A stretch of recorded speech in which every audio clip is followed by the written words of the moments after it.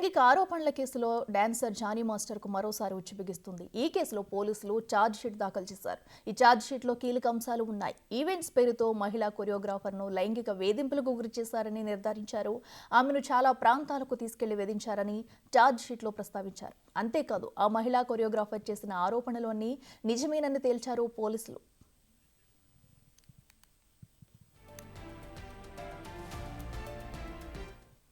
లైంగిక ఆరోపణల కేసులో తనపై వచ్చిన ఆరోపణల్ని జానీ మాస్టర్ ఖండించారు. అయితే ఆ ఆరోపణల్లో నిజం లేదన్నారు. క్లీన్ ఇమేజ్తో బయటికి వస్తానన్నారు. ఏదైతే స్క్రోల్ అవుతుందో అట్లన్నిటికీ నా తరపు నుంచి ఒకే ఒక సమాధానం. న్యాయస్థానం మీద నాకు నమ్మకం ఉంది. న్యాయస్థానంలో న్యాయం ఉంది. ఆ న్యాయం ఉంది కాబట్టి ఈరోజు నేను నలుగురితో పని చేసుకుంటున్నాను. బయటకు వచ్చి నలుగురితో హ్యాపీగా ఉన్నాను. నా ఫ్యామిలీతో చాలా హ్యాపీగా ఉన్నాను.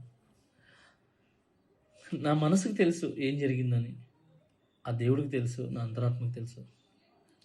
ఇవన్నీ కూడా రేపు న్యాయస్థానంలో కోర్టు నిర్ణయిస్తుంది, న్యాయస్థానం నిర్ణయిస్తుంది. న్యాయస్థానంలో నేను చాలా క్లీన్ చిట్తో వస్తాను. నిర్దోషిగా నేను బయటకు వస్తాను. ఆ రోజు మాట్లాడతాను. అప్పటి వరకు నేను నిందితుడిని మాత్రమే. సో నేను ఓన్లీ నిందితుడిని మాత్రమే. మీ ప్రేమ నాకు ఎప్పుడు ఇలానే ఉండాలి, ఇలానే ఉంటుంది.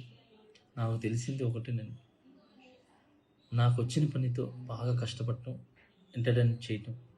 సో నేను ఎప్పుడు నా పనితో, నాకు వచ్చే విద్యతో మిమ్మల్ని అలరించడానికి మీ ముందు ఉంటాను. మిమ్మల్ని అలరించడానికి కష్టపడతాను. సో ఈరోజు నేను ఇక్కడ ఏదున్నా కూడా ఈ పొజిషన్లో అదంతా